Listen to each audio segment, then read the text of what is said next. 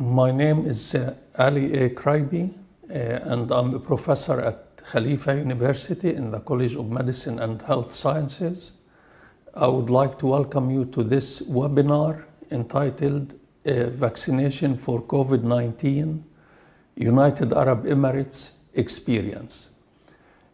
What I'll do, I'll go briefly over some of the developments that occurred in the last 1 year regarding the virus itself, as well as the coronavirus disease.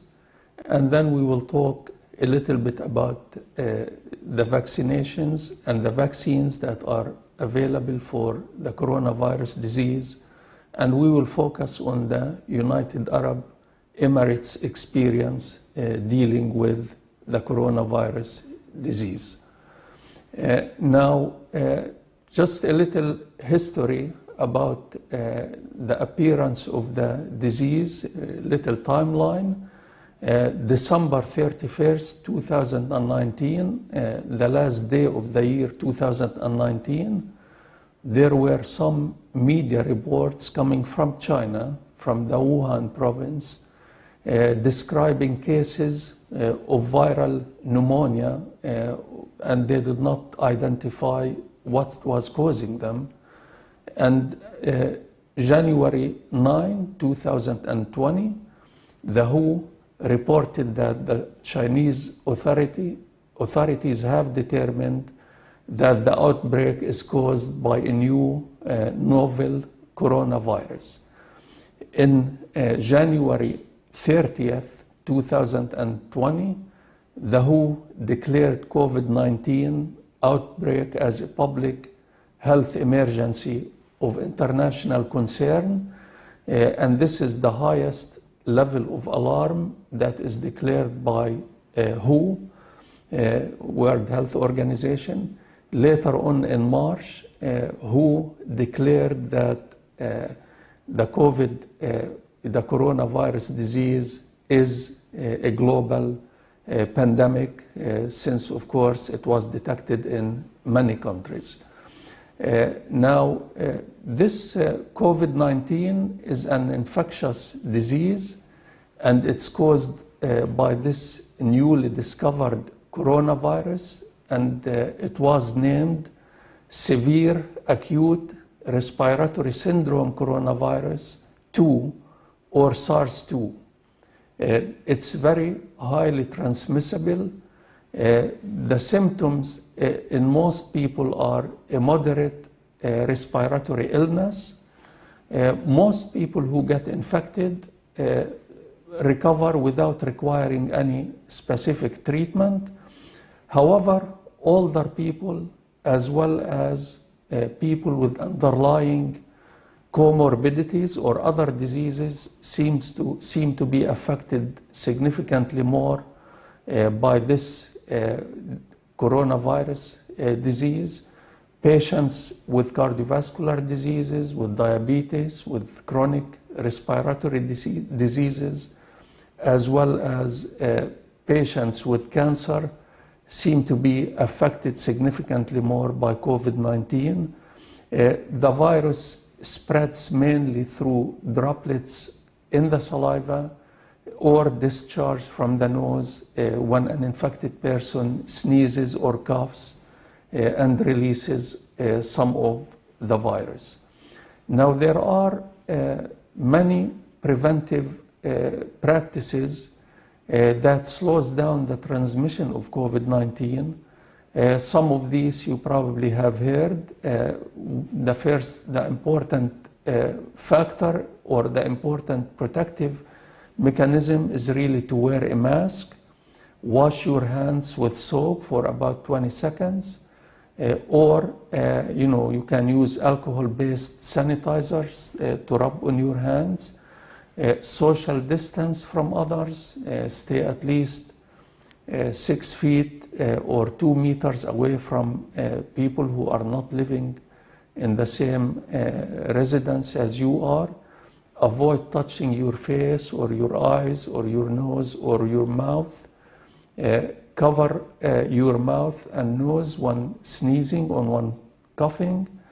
If you feel sick, don't go to work or don't leave your house so that you cannot transmit the disease to others if you have the disease. Stop activities that would weaken your respiratory system, such as smoking. Remember, this is mainly a respiratory infection, and if you have a weakened respiratory system, that will affect you negatively. Avoid traveling when possible, as well as avoid large crowds. Now, and the last factor that would help slow down the disease and help you with it is really to get vaccinated. And we will talk about the vaccinations and the different vaccines that are available now in a minute. Now, the symptoms of COVID-19 appear usually about 4 to 5 days after the infection, but they can appear 2 weeks after the infection. The most common symptoms that are encountered by patients who are infected with the disease are fever, and that their temperature can increase above 100 degrees Fahrenheit. They will have a dry cough, and they will feel very tired. So these are the most common symptoms. There are some symptoms that are less common. They're encountered less than the first 3 that we mentioned. These less common symptoms are sore throat, pain and aches all over the patient's body, diarrhea, headaches, loss of smell and or taste, and sometimes some patients will have also skin rashes and some discolorations on the toes and the fingers. The serious symptoms of COVID-19 are shortness of breath, chest pain, as well as loss of movement and loss of speech. And of course, some of these these serious symptoms might require hospitalization for these patients. Now let's talk a little bit about the vaccines. Vaccines can be described as an artificial active immunity. Remember, we do have an immune system that usually responds to pathogens that we encounter, and our immune system really is divided into 2 branches, innate immunity and acquired or adaptive immunity. Well, now, the adaptive or acquired immunity is usually initiated, the immune response is initiated by exposure to an antigen. What is an antigen? An antigen is a substance that can elicit an immune response. Well, now, most viruses as well as bacteria or foreign tissue that we get exposed to, they do have antigens, and therefore our immune system, specifically the acquired immunity, is responding to these antigens because they are identified as foreign, they're non-self, and there are certain areas on these antigens called epitopes or antigenic determinants that are identified by our immune system. These antigenic determinants or epitopes, they are generally 5 to 6 amino acids in length, and they are regularly reoccurring molecular groups on foreign viruses as well as bacteria and other tissues, foreign tissues that a person might get exposed to. Well, now, one good way of knowing how our immune system identifies these epitopes or antigenic determinants is to think of these epitopes as a QR code, and there are some machines that can read these codes. In fact, your telephone can read these codes, so that our immune system can identify these epitopes similarly to a code reader can identify the code. Our immune system can identify millions of these epitopes, and almost every foreign pathogen that enters our body will be antigenic, and it will have these antigenic determinants that can be identified by our acquired immunity. As a result of that, this will initiate an immune response in our body. This first immune response that's initiated when our body is exposed for the first time to a specific antigen is usually not very strong, and it's not very robust. But if we are exposed to this same antigen a second time, the secondary immune response will be significantly stronger, and it will occur almost immediately in a short period of time. And this is the characteristic of our acquired immunity that we try to utilize when we are synthesizing or discovering vaccines. So an antigen can be given in a vaccine in the form of an inactivated bacteria toxin or an attenuated virus.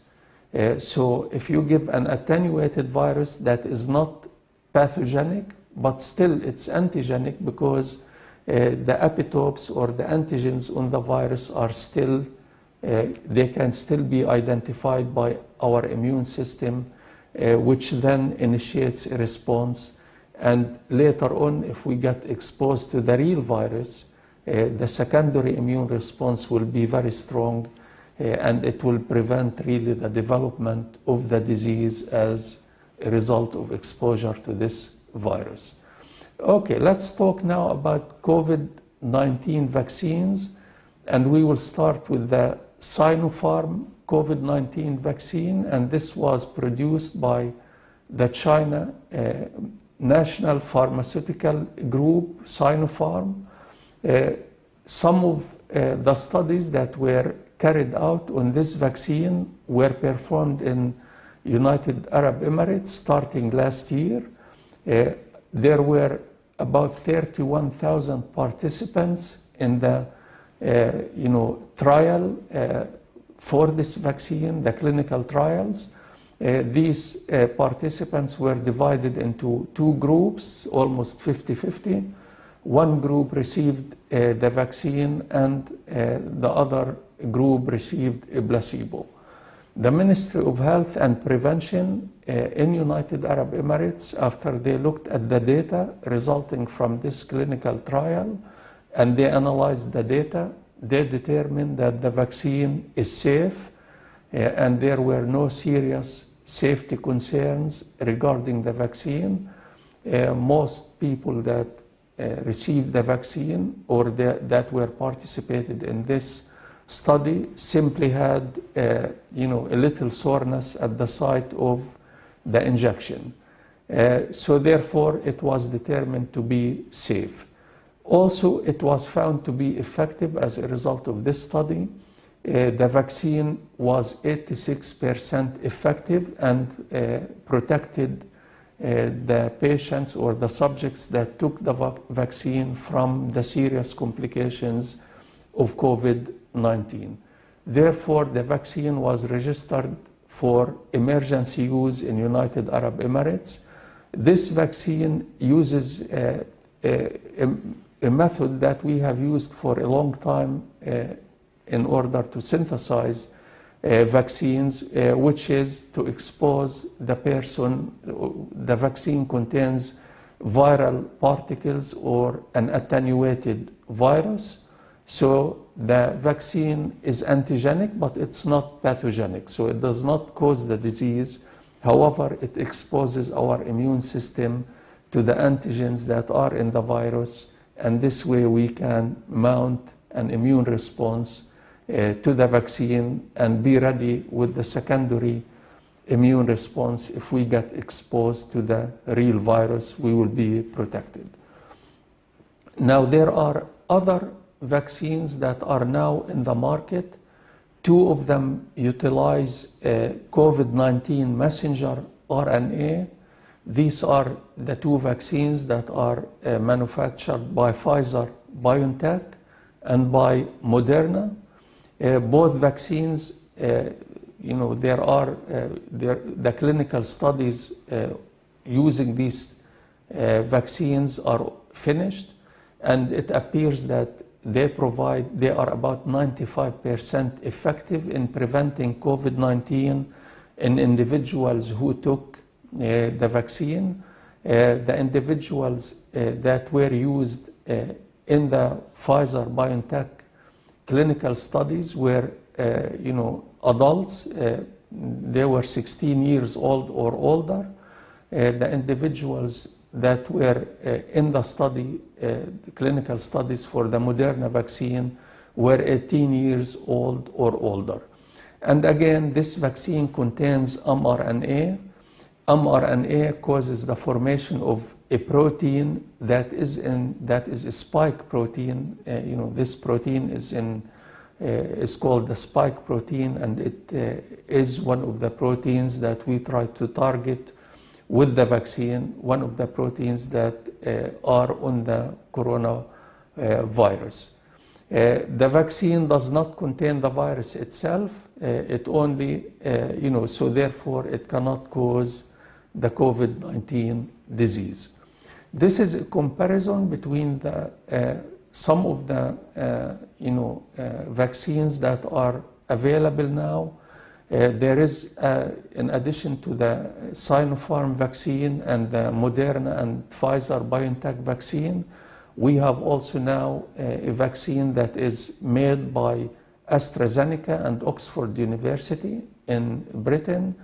And this vaccine also uses a viral vector similar to the Sinopharm vaccine. And there is another vaccine that also uses the viral vector, which is the Sputnik 5 vaccine that is synthesized by a Russian company, Gemalya. And the AstraZeneca vaccine, the Sinopharm vaccine, and the Sputnik 5, they all use a vector, viral vector, in order to synthesize the vaccine. And of course, we do have the Moderna and the Pfizer vaccine, which use mRNA.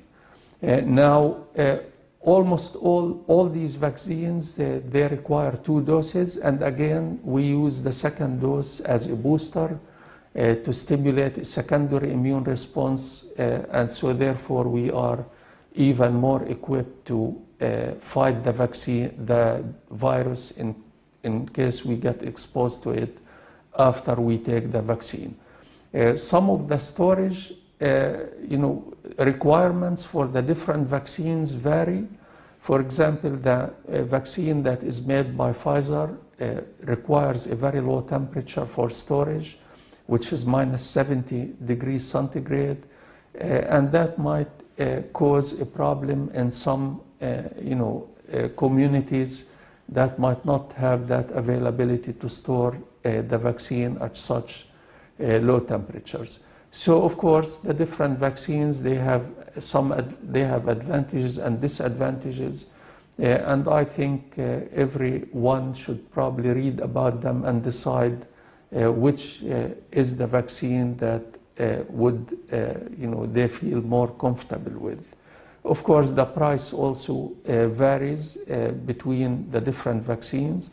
And there is another vaccine that is not listed here. It's synthesized by Johnson & Johnson. The clinical trials are about to finish. They probably will publish their findings at the end of this month. One advantage about this vaccine, the Johnson & Johnson vaccine, is it comes in 1 dose, even though I have seen some reports whereby they might be trying to have 2 doses in order to make the vaccine more effective. But the original intent was to have the vaccine given in 1 dose, and again, that can be of advantage to many communities, whereby only 1 dose is required. Let's talk about the experience of United Arab Emirates. The total number of cases that have been identified in UAE since since this virus appeared are about a little bit more than 250,000 cases. At this time, as of January 18th, which is yesterday, we had identified 3,471 cases. The total recoveries were about 200,028. So most of the, a good percentage of the patients are recovered. New recoveries each day are about 3,000, a little bit less than 3,000. Total deaths since the appearance of the disease in United Arab Emirates is 751. And the average, the new cases or the deaths per day yesterday was 6 people. So as you can see, as compared to some other countries, the death rate in United Arab Emirates is quite low. For example, of course, the population of United Arab Emirates is about 10 million. The population of the United States is about 330 million. But this is just to give you a comparison a little bit. In United Arab Emirates, the total deaths is only 751. But in the United States today, the total deaths is about 400,000. So the death rate in United Arab Emirates is not very high. And this has a lot to do with the total tests that have been carried out, the identification of the patients, as well as contact tracing and quarantine for the patients when they're identified. This helped reduce the number of infections as well as the number of deaths. The total number of vaccine doses so far in United Arab Emirates is about 2 million. So the vaccine has been given to about 20% as of today or yesterday. 20% of the residents, total population of United Arab Emirates have received the vaccine so far. Now, if you look at this comparison between the number of tests that have been done per 1 million population in each country, you can see that the United Arab Emirates is number 1 in the number of tests as factored by the 1 million population. In fact, today or yesterday, the number of tests that were given in United Arab Emirates per 1 million people is about 14,800 tests. So it's quite high as compared to some other countries. As you can see in this chart, it is clear that the number of tests that have been performed almost from the beginning of appearance of the disease till now are significantly higher as compared to other countries. Also, this shows the number of cases of COVID-19 in countries in the Middle East as well as North Africa. And you can see from this chart also that the number of cases in United Arab Emirates were lower than they were in many countries. The line that shows the United Arab Emirates number of cases in this chart is the blue line. It's kind of on the lower part of this figure.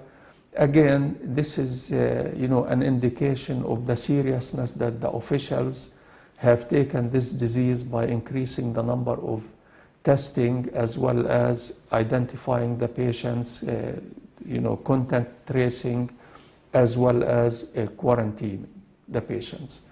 Now, of course, as with any other vaccinations, some people might think that the vaccine might not, might conflict with their values or with their religious beliefs. So we always talk about ethics of vaccines and vaccination. Some Muslims were worried because the vaccine might contain fragments that are non-halal. So on December 24th, 2020, the United Arab Emirates highest Islamic authority, which is the UAE Fatwa Council, they have ruled that the coronavirus vaccine is totally permissible for Muslims to take. And January 9th, in an interview with Italian TV, Pope Francis also declared he indicated that everyone should take the vaccine because that's the ethical option, and because it's not only protecting you, but it's also protecting others' lives when you take the vaccine. Again, the Pope, what he was trying to do is he was trying to assure people that, the Catholics and other Christians, that there is no conflict between taking the vaccine and their religious practices. And of course, here at Khalifa University, as well as in Abu Dhabi in general and in United Arab Emirates, KU Khalifa University, as well as the officials and the religious leaders of Khalifa University and United Arab Emirates, they encourage everybody to take the vaccine. And this is in fact a copy of an email that I received a couple of days ago from Khalifa University, encouraging everybody to choose to vaccinate for your own protection as well as for the protection of the community. Well, I want to thank you, and this is all what I have today. If you have any questions, please type them in the comment section, and I will try to answer them. Thanks again.